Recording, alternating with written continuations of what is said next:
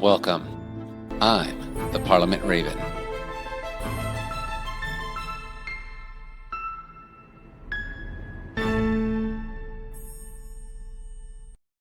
Here he is. Thanks, John.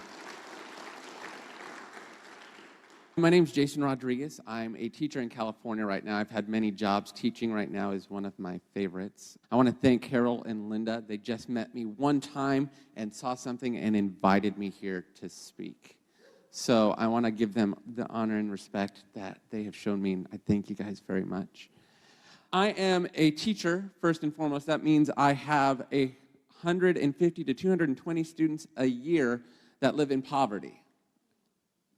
I work in San Bernardino County, so last year I had more than 3 shootings. I had an elementary school that was evacuated into my school. I had a student at the end of the year who lost her mother right before graduation due to a shooting. And I have teachers and fellow compatriots who've been teaching a long time and have lost hope. So today, I felt that God is calling me to talk to you about hope, but not just talk to you about it, but to instill something and remind you something, that each and every one of you here is a hope bringer. Someone called to bring hope to where you're at. Someone called to be salt and light. The word says in Matthew 5:13-16, "You are the salt of the earth, but if salt has lost its taste, how shall saltiness be restored? It is no longer good for anything except to be thrown and trampled underfoot." I don't want to be trampled underfoot. How about you? Raise your hand. Do you want to be trampled underfoot? No? Okay. It also says, "You are the light of the world, a city on a hill that cannot be hidden." Now, you got to excuse me, I'm a teacher, so there's some expectations. First and foremost, I need you to react to me, all right? All right? Because if you don't react to me, then I don't think that I'm teaching, and I'm just like, I feel lost, okay? Second, I need to give you my second expectations. I'm going to use the word story and narrative interchangeably, so I'm glad Jim came before me because he was talking about stories, because each and every one of you has a story or narrative, something to bring, a currency, if you will, of hope. You're all rich. You're rich in hope, right? Wait, let's try that. You're rich in hope, right? All right. So being rich in hope, you're a philanthropist now. God has made you a philanthropist. You get to give currency. So raise your hand, I want to see hands, if you've heard bad news. Okay. Can I get some shout-outs of some bad news you recently heard? Mom possessed for the 3rd time. Something off the news, guys. Every day. We hear bad news every day. Haters. Haters. Right? All right, I have a list. See, I knew this was going to happen. It happens in my classroom. How about the president? People talking bad about the president. Wars. We've heard about wars. Sex trade. Yeah. ISIS. Floods, disease, plagues, fires. To my people in Canada, man, they're getting burned down right now to the ground. Obesity, hunger, riots, racism, sexism, every day. These are what our kids, these are what our friends, these are what our families hearing every day. This is the darkness being spread across the nation. And you are a light on the hill. You're a light on the hill. Okay?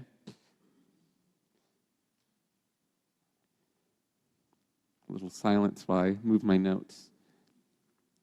So what is it to bring change? What is it to bring hope? Let's start with a really quick fact. 93% of the communications is me sitting here being like this. Nonverbal communication, the way you walk, the way you talk, the way you sneeze, it all communicates something. You don't have to say a word, and you can communicate to your neighbor whether you're sad, you're happy, you're mad, you're angry, whether you have good news, whether you have bad news. Currency of hope. What are you communicating? What's your story? Man, I've had some pretty bad days going into a classroom, just the worst day before, get yelled at by another teacher. I got my mom in the hospital due to her surgery, something goes wrong. And you come in and you see kids who are having, for me, I'm seeing kids who have a bad day. For you, it could be your coworker having a bad day. Your mom on the phone having a bad day across the thing, your dad giving you a call.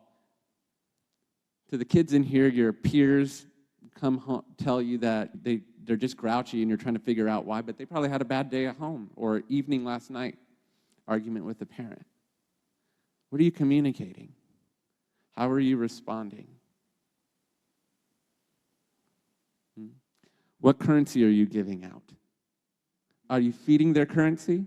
My wife has this great analogy, and it's an old analogy. Which wolf are you feeding? Right? Have you guys heard that? Yeah? Which wolf are you feeding? Are you feeding the wolf that's negative? Are you feeding the wolf that's positive? Because whatever that is, that mindset is what's going to come out of you. What, right? It's going to be that currency that comes out.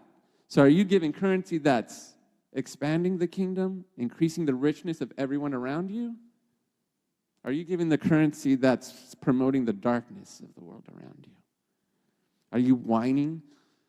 Lord, oh my gosh, a flat tire. I had to fix it in 15 minutes to get to work in time. I did it in 20. My boss yelled at me. Now I'm a raging mean machine the whole day. My day is lost. Anybody have a day like that? And the whole day, you think your whole day is ruined. My whole day's ruined. I've had lots of days like that. But I'm not allowed to be like that. I'm a teacher. I have to instill hope. I have to instill hope. Hope that that kid that goes home is not going to be sent out on the streets to deal dope to pay for his mom's bills. Deal hope for the girl that comes crying that her mom was shot 3 days before graduation and can't tell her friends why she's crying and not happy. Hope that one day they will be free of the parents that are abusing them in some way, shape, or form. That I can instill some knowledge, something, give them some kind of currency that can take them from where they're at to where they could be, their dreams, their possibilities. What you can do to your friends and your neighbors, dreams and possibilities, because that's what the kingdom is. It is hope, it is dream, it is possibilities. Right? For me, it's hope, it's dream, it's possibility. It's waiting 21 years to God tell me something to tell you. 21 years. 21 years. Because God's hope is eternity. And so his hope can start at the age of 16, and then you have to wait and mature. And through that maturity still, you have to be faithful and still be a philanthropist. I have a word that goes with that. Okay. So Romans 5, 2 through 5, okay? Through him we have also obtained access by faith. Whoa, wait. I have obtained something. That's a key, guys. I'm a collector of keys, too. I like using imagery, okay?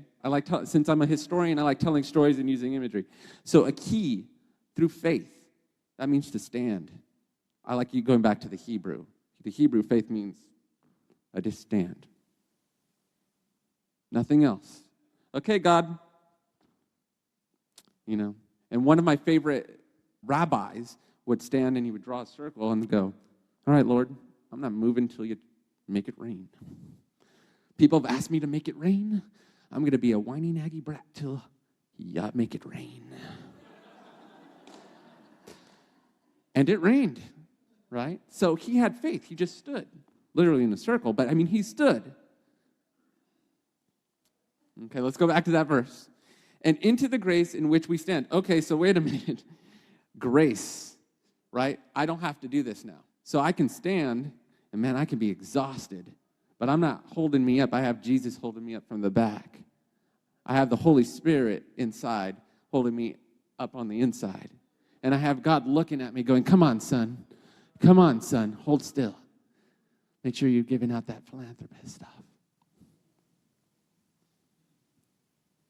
Okay, so not only that, I like that, not only that, but we rejoice in suffering. Okay, so those whiny days, guys, those whiny days, your coffee maker explodes, you don't get your cup of coffee in the morning. That's for you, wife, because, I don't like coffee. Your kids won't wake up, you're late, you're running late. For you singles, you still haven't found the other person you're looking for, and you're waking up and you're feeling, man, when am I going to find him or her, Lord? Okay? So we are supposed to rejoice. That's more currency, right? I'm now currency. I'm different than the world. I'm not whining. I'm not whining. Yes, it's okay. I feel the pain. I feel the hurt. Yes, Lord, you know that I am crying on my way to work, but I'm going to dry these tears up.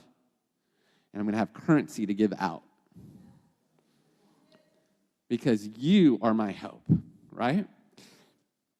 And endurance produces character, okay? And character produces hope. There it is, currency again. So my suffering produces character. That makes me a better person. We all want to be better people for the kingdom. We want to be better representations, better ambassadors of the kingdom. And so now that I'm a better ambassador, I'm entrusted with more currency, more hope. And that hope I'm going to give out. Because when I give it away, I get more back, right? And people are going to want to be around you more because you're giving hope.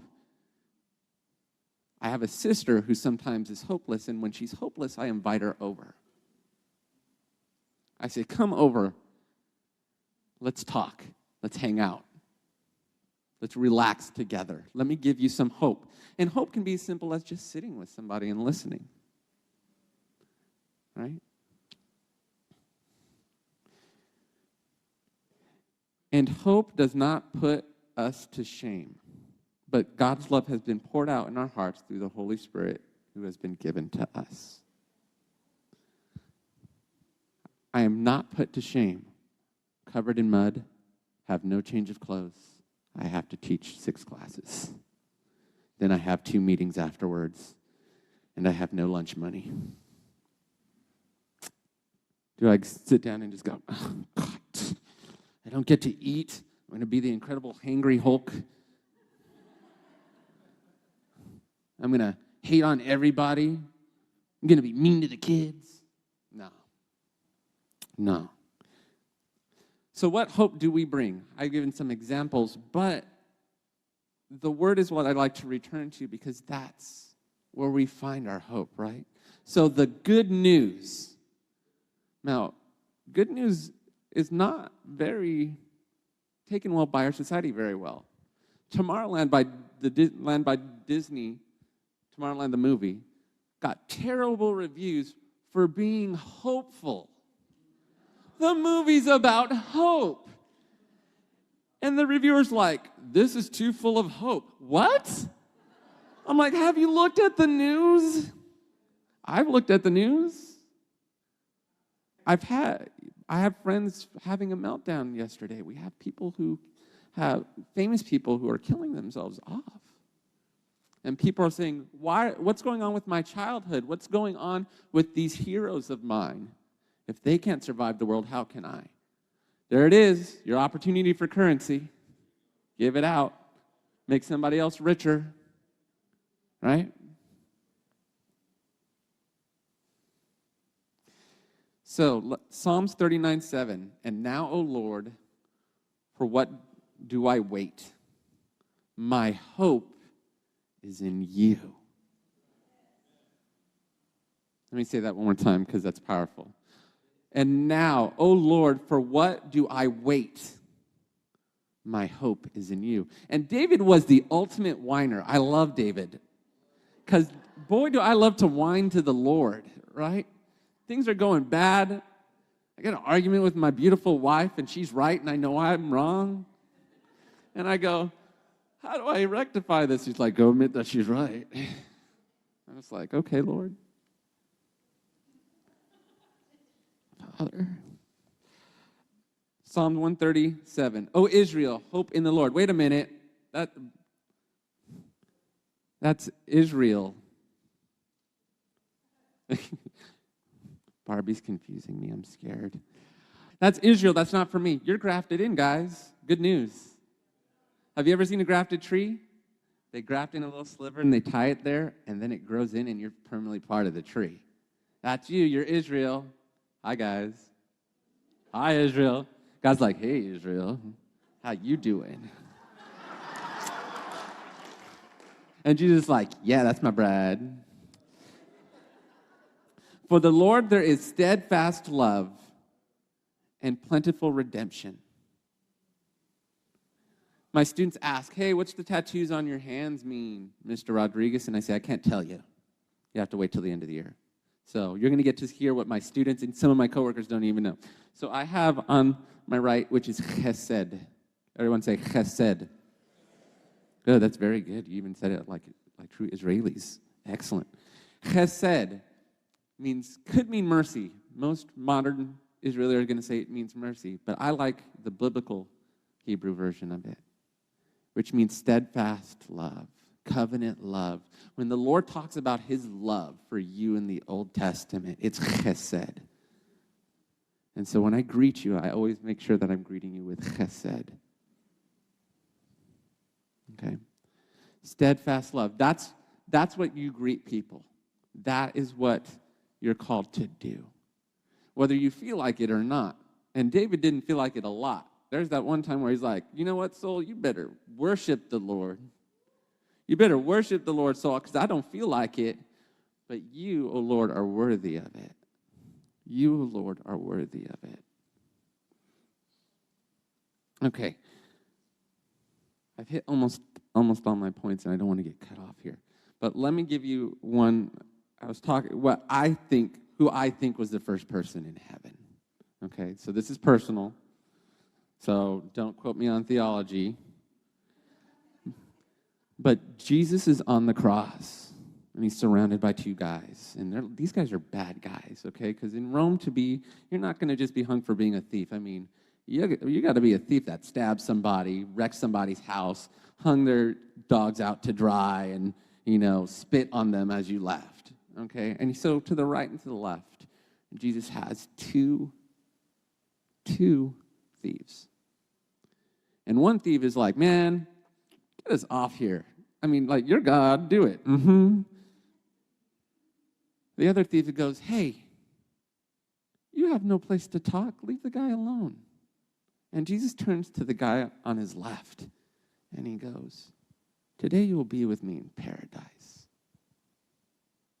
Why is that important? Why put that in the word? For me, the thought is, well, that's going to be the first guy. I mean, he said to him, literally, he said, today you will be with me in paradise. Everybody else is in Abraham's bosom at the moment. He still has work to do. But the guy to my left here is going to be the first guy. So here's hope, guys. Think about this. This is how I think about it anyways. If the guy to his left is a criminal, a rapscallion, a braggart, and he's invited to the kingdom to be the first, how much hope is there for everybody around us? How much hope is there for everybody around us? Everybody around us. It's not my responsibility to convict people. It's not my responsibility to judge people. It's my responsibility to give hope. And that hope will instill people with a desire to want to know why I have hope and how they can become rich in hope in a world that is rich in darkness. So, when you leave today and someone asks, hey, what do you do for a living? You go, I'm a hope bringer. I'm a hope bringer. Thank you.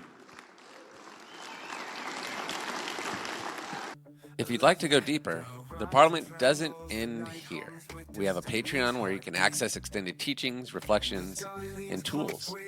The conversation continues in our Discord where seekers, creatives, and thinkers gather to discuss just about anything.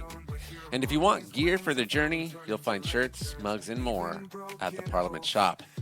All the links are in the description below. Thanks for walking the road with us. We'll talk again soon. Some ending music credits. Intro music by Russ Budgeon. Outro music by the Parliament Raven. Music arrangement by Sonoea. Bring